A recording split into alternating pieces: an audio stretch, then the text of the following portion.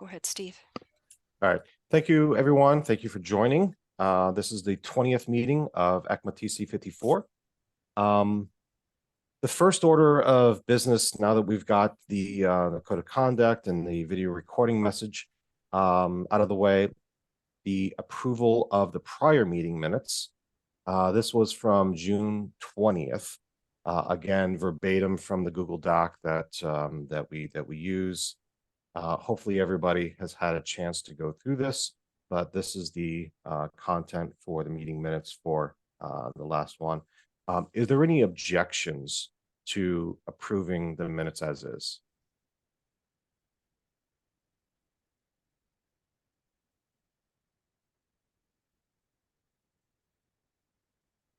All right, I hear none, so minutes are approved. Back to today's agenda. We have a fairly light agenda, all right? We did a whole big push, I guess, for the last version of CycloneDX 1.6. So thank you everyone for your participation in that. A few updates that we have, specifically on TG1 and TG2. The TG1, which is the Transparency Exchange API, that community work has started. So we are actively working on two different things. We are actively working on the discovery mechanism. One of the objectives was to make it not just automatable, but autonomous. So discovery is kind of an important factor of that. And then we're working on the metadata, essentially, to describe all the different types of assets that you'll be able to exchange over that API. So the community work is ongoing. The leader of that, Ole Johansson, he is currently on vacation, so it's we haven't had a meeting in the last 2 weeks or so. But yeah, the work is progressing there. If anyone would like to attend those community calls, obviously they are open for anyone in the community to attend. The official TG1 calls have not yet kicked off. So we're still kind of waiting for that to happen. So I will let everyone know when the official TG1 calls actually kick off. The community recordings are in fact recorded. So those are also on YouTube. There is a playlist under the CycloneDX YouTube account specifically for the Transparency Exchange API. And that playlist has all of the community recordings. Update on TG2. I don't really have one yet. And this is kind of got to go into a discussion on a few things. So TG2 is for package URL, VERS, and Perl types. I am essentially kind of in a holding pattern with Philippe right now. And I think it's in our interest, and I wanted to get feedback from everyone during this call if possible. Perl is, regardless of SBOM format, it's kind of important. Not just for SBOM, but for software identity in general. And I believe we probably need to reach out to a handful of other organizations who have a vested interest in software identity, and hopefully get them involved in the work that TG2 will ultimately be doing as well. So I'm asking for kind of input on potential recruitment and getting other parties involved.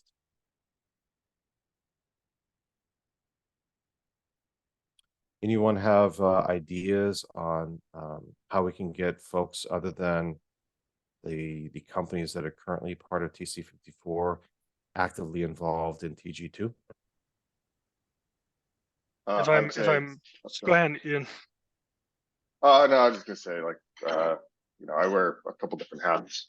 One of them being an OpenSSF governing board member. So I'm happy to make those connections there, as you see fit.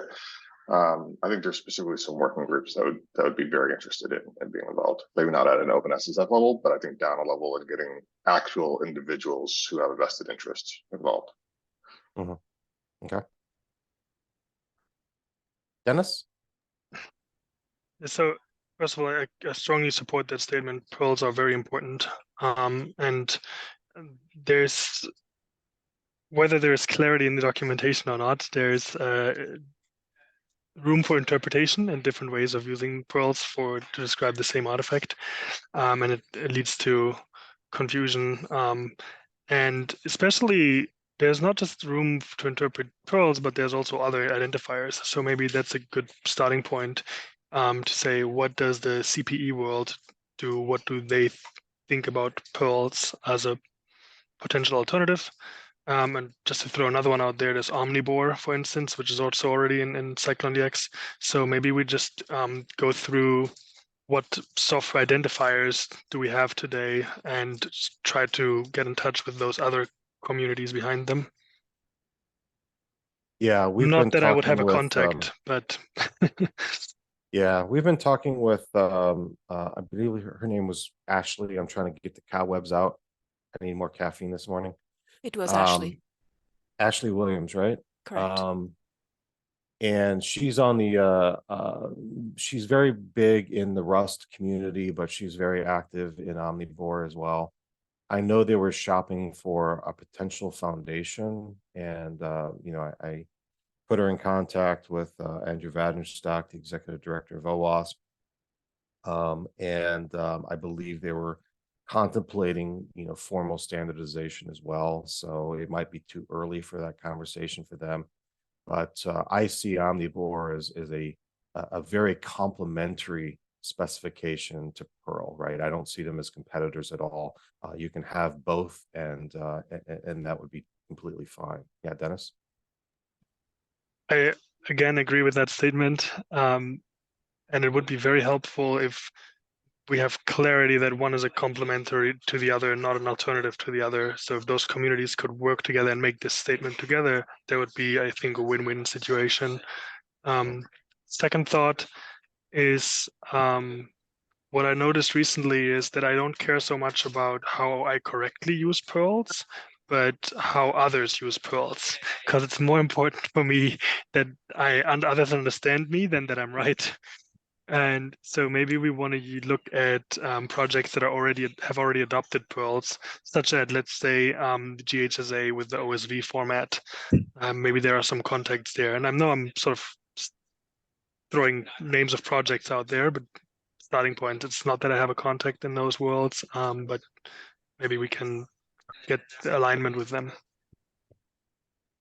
Yeah, I've got one contact for the OSV specification itself that I can potentially reach out to.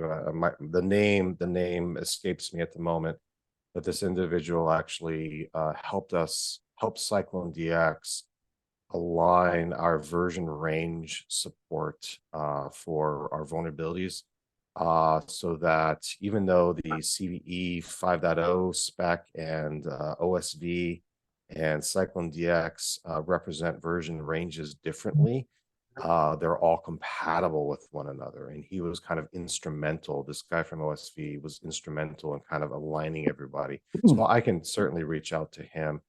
Maybe Ian, I know you're active in OSSF. Maybe we can get some other inroads to the folks at OSV as well, as well as GitHub, right? Everything, well, a lot of software obviously originates from there. Yes. Yeah, I think there's like a few people who would be good. Like there's Zach over at GitHub, he's the principal engineer in front of their secure supply chain activities. So he's done a lot of work like their attestation registry and other stuff. And he kind of leads all that. So I'm sure he'd be interested. And then I think, just as well as I, like, is there maybe select individuals from the CISA working groups who are like very active and actually are involved in producing stuff? underhanded comment right there. But I'm thinking like Melissa Rhodes, I think it was the last name. Mhm. Folks like Yep. that who have been really good at moving things forward. I think Yeah, she yeah. would be like a really good person. I think there's a few other individuals on the CISA working groups that could also be potential candidates. So let's chat afterwards, Ian, and figure out like who we're going to contact and reach out to. Okay, good. I want to get enough participation in TG2 because it's one thing to, take the existing Perl specification and adapt it and kind of, work on standardization of that. And we can do the same thing with VERS, right? That work is not, I don't think that work is going to be overly difficult. It will be very detailed, but I don't think it's very difficult. What the challenge I think is going to be is managing Perl types and having some scalable processes put in place so that the community that's part of TG2 can actually start maintaining Perl types over time, because there is the backlog is not getting any smaller. So that's one of the challenges I think TG2 needs to address. Does anybody have any questions, comments, concerns on where we are with TG1 and TG2 today?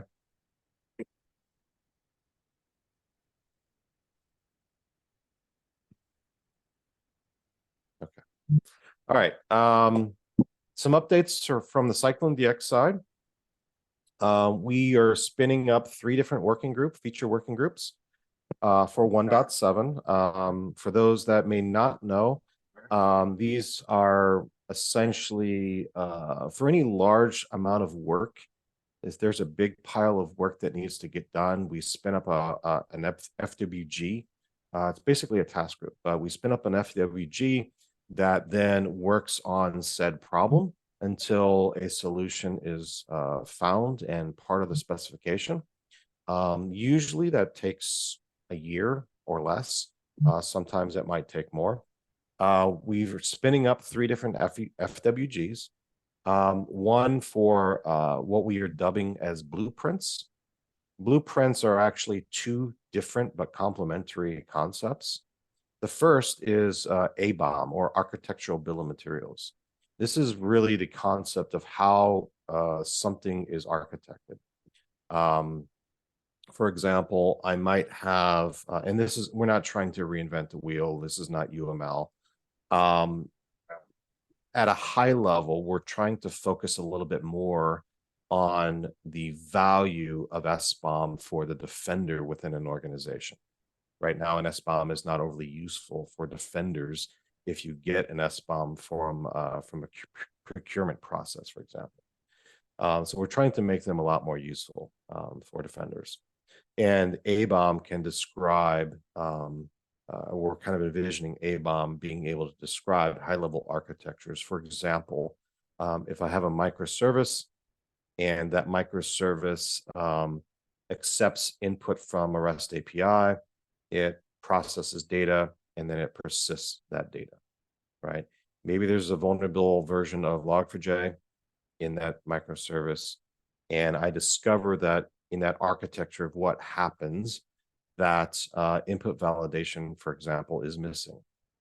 So as a automated mitigating control, I might want to put a WAF in front of that microservice temporarily while the development team is actually working on a proper fix, right? So that use case really helps defenders.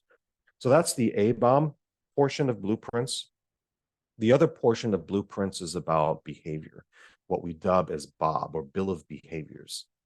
This is the concept of what the application is expected to do versus what it actually does. And hopefully, most of the time, these 2 things will align, right? Because the application is operating and behaving normally. But for whatever reason, if it doesn't behave normally, whether it's performance, maybe it's a defect, maybe maybe the application is under attack or has been compromised. Well, that is also really useful for defenders. So we're trying to be able to describe behaviors as also part of the blueprint. So this is going to be a mountain of work. So an FWG is going to be stood up for that. Another FWG has been stood up already for threat modeling. The entirety of the threat modeling industry has come together. These are the individuals that create the books that we all read and study about threat modeling. These are the commercial and open source tool creators that support the threat modeling industry today, as well as some of the leading experts that actually perform threat modeling. They've all kind of come together, and we're working on a threat modeling bill of material. Right now, CycloneDX, as we all know, supports vulnerabilities, which is fantastic. However, when it comes to things like cryptography or AI, a lot of the risk isn't necessarily going to be vulnerabilities, right? I think historically, I believe there's one cryptographic algorithm that is vulnerable because it was malicious by intent. All the other algorithms are weak, right? It's not a vulnerability. They're just weak algorithms. SHA-1 is not vulnerable. It's just weak. An AI system may have certain weaknesses, not necessarily vulnerabilities. So being able to describe the threats and the risk, the countermeasures and everything else that would normally be part of a threat model is something that we are going to be working on, and do so in a methodology agnostic way. There's multiple methodologies for threat modeling, including Stride and Pasta and a bunch of others, Linden. We're going to be supporting this in a methodology agnostic way, being able to support any methodology that you throw at it, and sometimes multiple methodologies. So it's going to be, again, a mountain of work. But the great news is that all the people that should be involved are already involved. So we've got a really great team of people working on the problem. And again, if you want to be part of that, these calls are open for everybody. The third feature working group for 1.7 is really about sustainability, OSS sustainability. Again, this doesn't really help defenders too much. However, with some of the discussions that are happening in the EU and the United States on sustainability of open source, I think it's important to be able to highlight the use of open source in an organization. If you're using a lot of open source libraries from a given project, and maybe it's used in applications that are very critical to your environment, to your business, providing mechanisms and information on how you can contribute back, whether it's monetary, pull requests, whatever the case is, how can you contribute back to help sustain the open source that businesses rely on? If SBOMs are going to be a mechanism for procurement, it's going to be really great to see how we can actually give back to the open source projects that we rely on. So those are the three big buckets of things that we're working on for 1.7, in addition to a lot of other enhancements that are part of the existing specification that do not require feature working groups. Any questions on any of those things that we're working on? I'd be interested to know how you got involved. Yeah, there are Slack channels for all three of the work streams. So I believe the work streams are called, let's see. There is a work stream -OSS sustainability, a work stream -threat model, and a work stream -blueprints in the Slack workspace. Go ahead and check those out. The first FWG meeting on the threat modeling working group took place yesterday, and that recording was just published earlier today. So if you'd like to listen to that conversation, that's already up on YouTube today. The other ones we're still trying to kick off and get times for everybody that need to attend.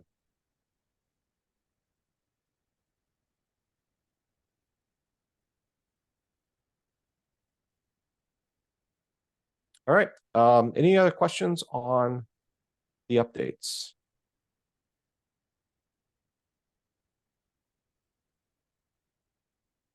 All right. Is there any new business that people want to bring forth?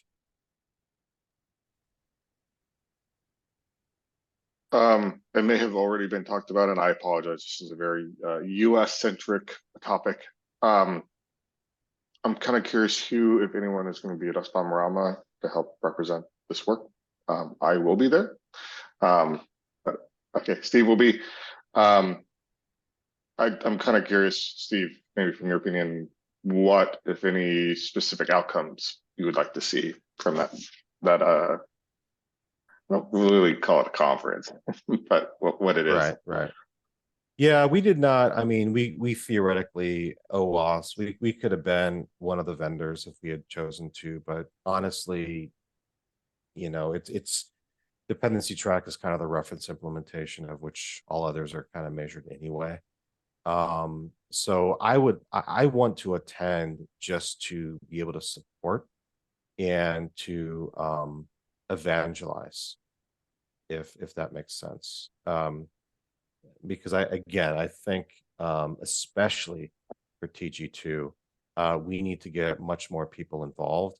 And quite honestly, TG1, the same thing, right? For TG1, I'm also putting on my ServiceNow hat because we have a lot of business need to be able to exchange these supply chain artifacts in a scalable and an autonomous way, right?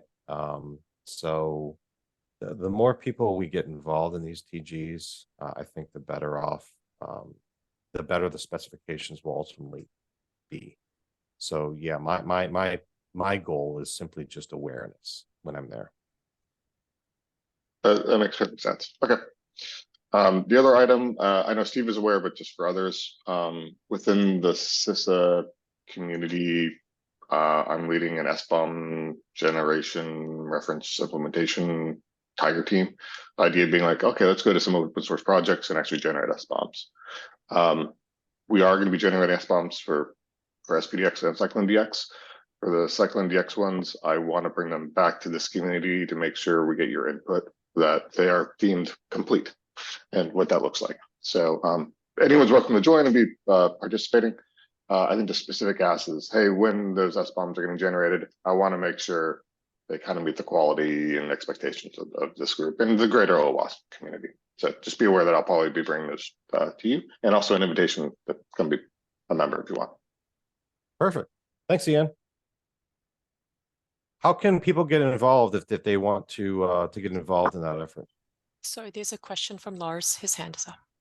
Yeah, but you can finish the other Lars. stuff first. No, you can finish. Mine is a separate. How can people get involved, Ian? Yeah, there is a repository that also has the meeting link. So we meet on Tuesdays at 10 a.m. Eastern.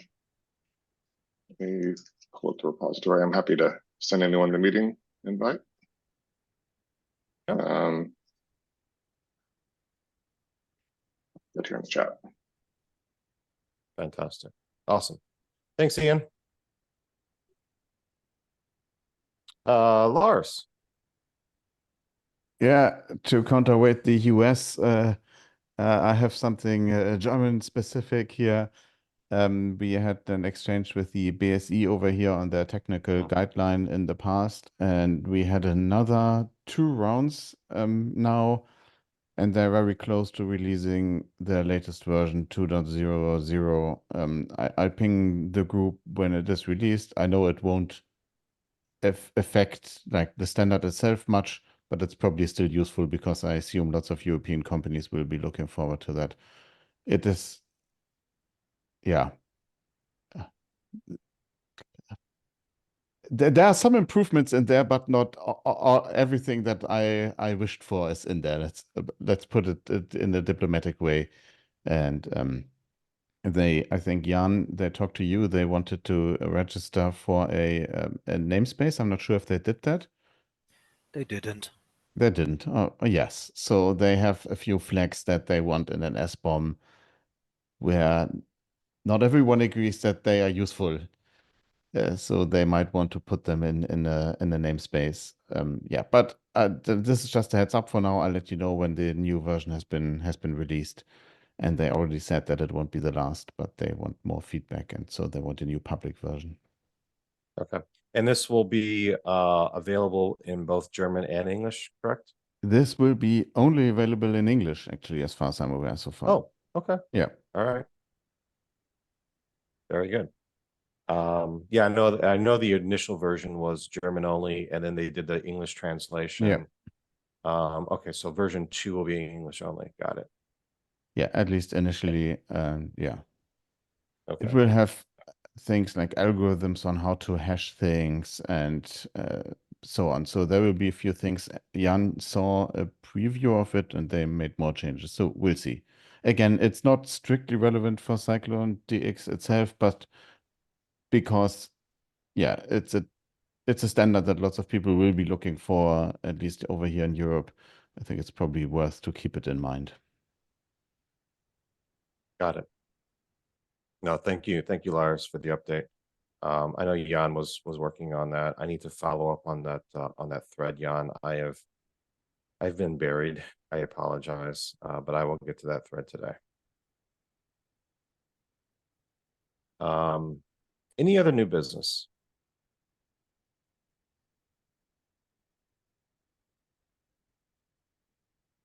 I've got a few things that I just kind of want to make the group aware of.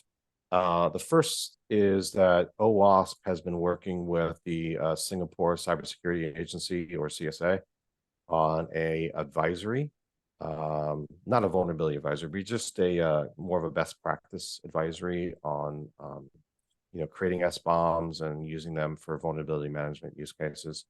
So we've been working with CSA for the last couple of months on that. We reviewed a draft of that document yesterday, and we're waiting for CSA to make a revision of that document before it gets published. It will probably be published, I would imagine, on their own website, plus blog post in a couple of different places. The OWASP Foundation website was a candidate, so we will see if it ultimately ends up being there. But anyway, CycloneDX obviously is going to be mentioned heavily in this, as well as a few other OWASP tools. So be on the lookout for that. A few other things I'd like to. I think it's too early to bring them into the fold at the moment, but I really want the group to kind of consider the possibility of adopting another TG. And this is specifically for the common life cycle enumeration, or CLE. I'm not going to take a vote on this. It's too early. I just want to seed everybody's and answer questions if there are any. But common life cycle enumeration is really the concept of what happens to a product in the course of its lifespan, and specifically around naming and milestones. Naming is, we all know naming software is hard, right? If, there is the quote unquote naming problem. And a lot of the naming problem is due to a lot of the corner cases. And I'm not saying that we're going to solve the naming problem. That's not possible.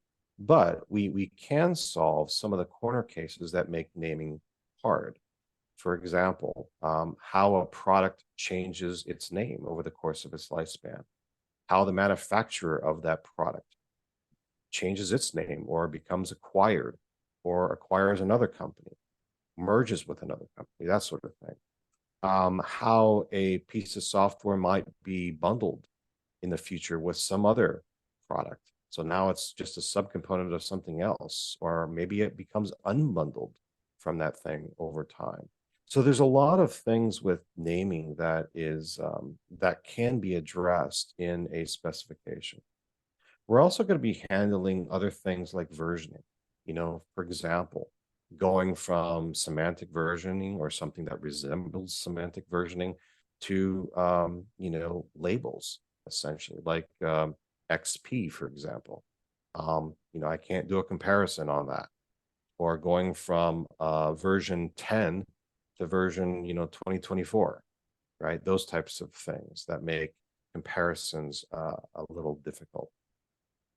And then, of course, as part of a product milestone, we're going to be capturing, you know, milestone dates as well. So end of life, end of support, end of guaranteed support, you know, end of sales, end of marketing, all these other things that are also part of the product lifecycle.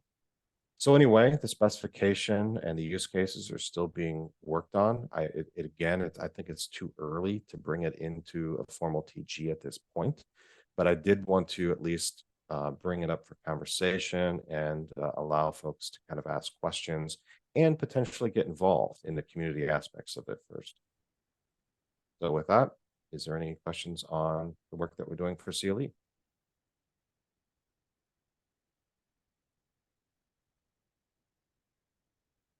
This is a quiet bunch today.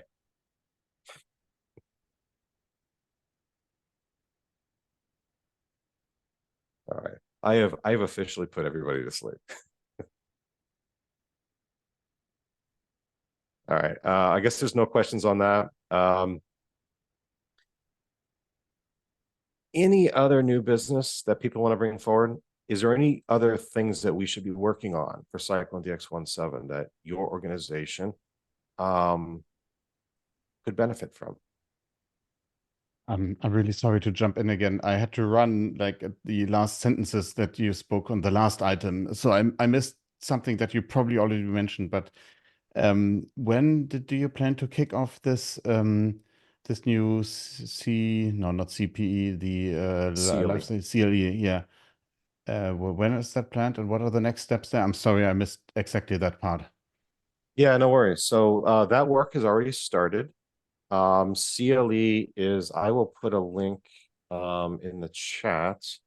It is, I think it's owas.org/CLE, I believe it is.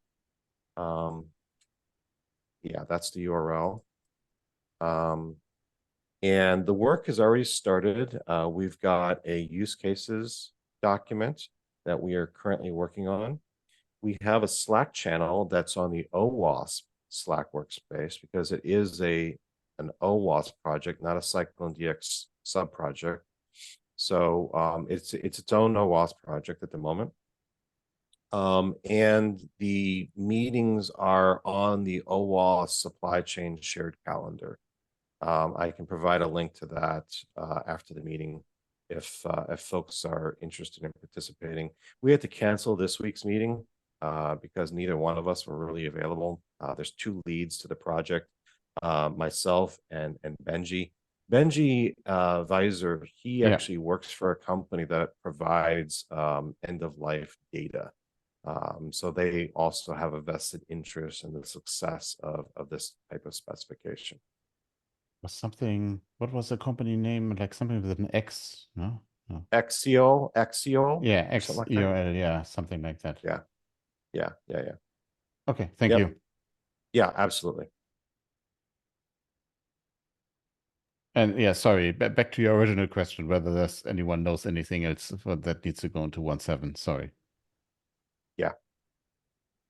Do you have any suggestions of big features that we should be working on?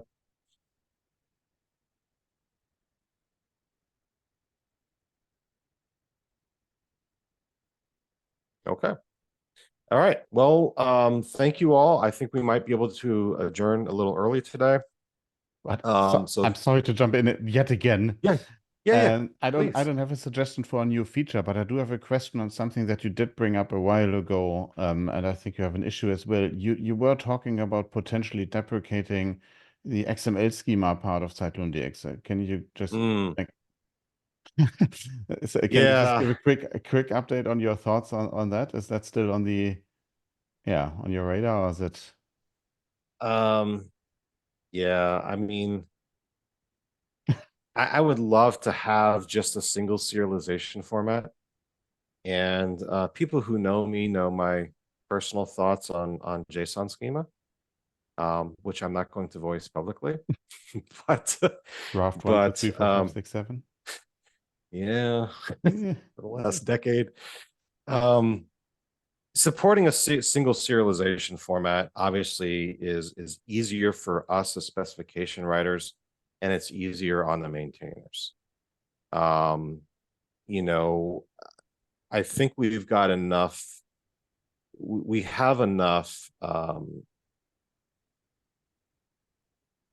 feedback, I think, from the community, both publicly and not, that we're going to keep XML. Okay. Right. That's not going anywhere. I think there's going to be an opportunity for us, and I want everybody to kind of keep this in mind. I did a presentation to for reversing labs yesterday, and for reversing labs yesterday, and it was a CycloneDX specific talk.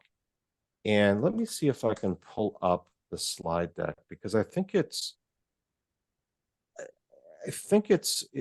really interesting in my opinion on where we are and where we're going. This is it. So let me bring that over here. And this was the deck, or this was the deck that I had used for that. So this slide right here shows essentially like all the different things that we can represent today.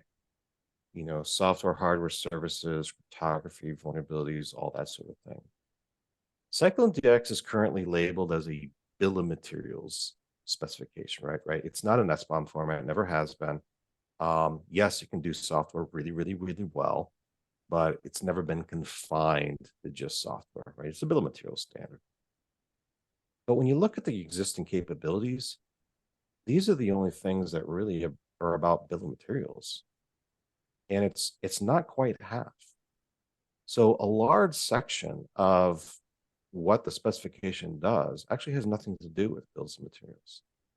And in fact, the things that we're working on for the next release, which are here, also have really nothing to do with bills of materials.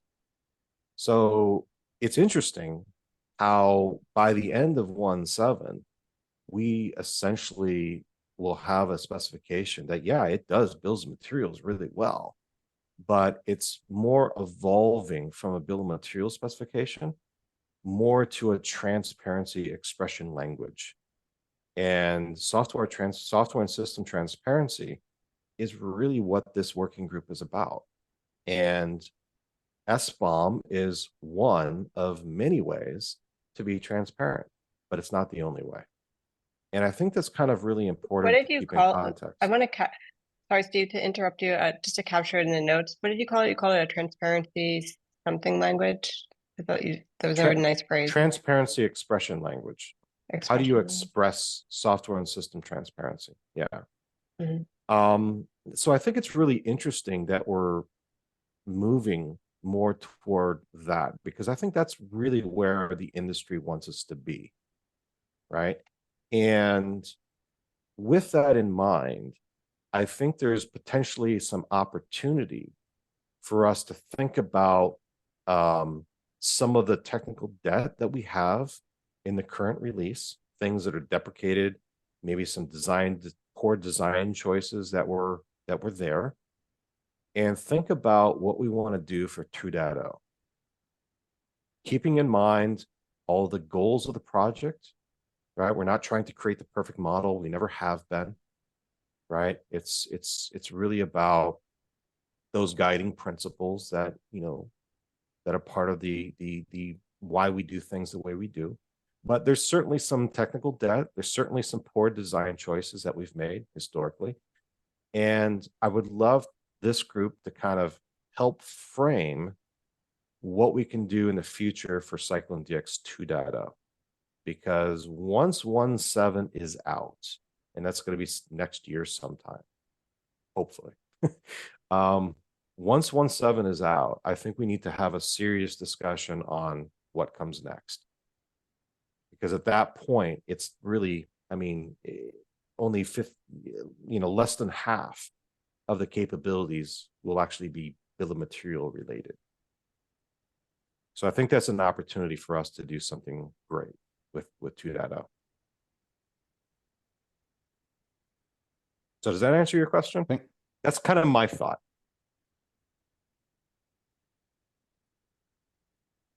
My initial question regarding the serialization format, you mean? Well, the XML is here to stay. Yes. And I think as part of the 2.0, yeah, you know, right now we have discrepancies between JSON and XML. Yeah. Part of 2.0, we can fix that. Yeah. No, And but in yeah, fixing that, it will make interoperability, it will make writing the standards, it will make maintaining the implementations much easier. Yeah, no, that definitely helped. And thank you for the overview. I mean, I think it's probably true for most people that they care only about subsets of the specification. I doubt most people will look at everything. So I tend to forget the other bits and pieces sometimes. But yeah, that's definitely useful. And yeah, when I looked at your proposal for the first time, I said, well, no, let's keep XML. It's good to have more options. And then we started implementing it on the Rust side. And now I hate my decision because now we have these slight differences between XML and JSON and timestamp handling and normalized strings and so on. But yeah, no, I understand. And yeah, 2.0 will be interesting, but I guess a while off.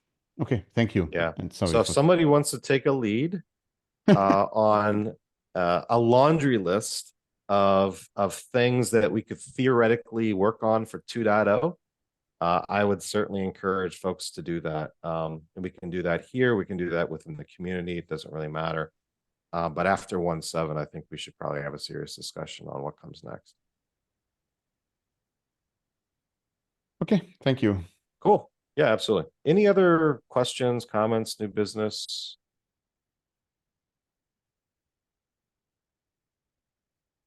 Okay. Well, with that, we've got 9 minutes left, so I can give you 9 minutes back. Have a great rest of your day, and thank you all for being here. Thank you. Until the next meeting. Thank you. Cheers. Thank you. Bye.